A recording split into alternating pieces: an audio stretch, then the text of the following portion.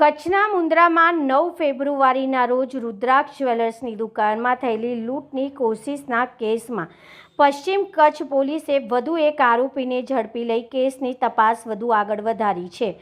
SOG અને મુન્દ્રા પોલીસની સંયુક્ત ટીમોએ હ્યુમન અને ટેકનિકલ સોર્સના આધારે તપાસ હાથ ધરી હતી। તપાસ દરમિયાન ગુનામાં ઉપયોગમાં લેવાયેલા વાહનો, રિક્ષા, ડિલક્સ મોટરસાયકલ અને ટીવીએસ રાઇડર અંગે તપાસ કરતા ભુજ જીઆઈડીસી આવાસ વિસ્તારમાંથી રિક્ષા ચાલક મળી આવ્યો હતો, જેની પૂછપરછમાં આરોપીઓ સાથે મળીને કાવતરું રચી ગુનાને અંજામ આપ્યાની કબૂલાત સામે આવી હતી। પોલીસે આરોપી 42 વર્ષીય ગીતમસિંહ હીરાસિંહ ઠાકુર હાલ રહેઠાણ જીઆઈડીસી આવાસ ભુજ, મૂળ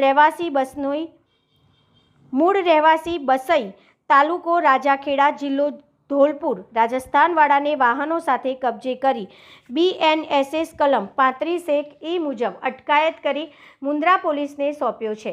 કેસમાં ઉપયોગ થયેલા 3 વાહનો સહિત મુદ્દામાલ પણ જપ્ત કરાયો છે। હાલ મુન્દ્રા પોલીસ દ્વારા વધુ તપાસ હાથ ધરવામાં આવી રહી છે, જ્યારે અન્ય સંડોવાયેલા આરોપીઓની શોધખોળ ચાલુ છે।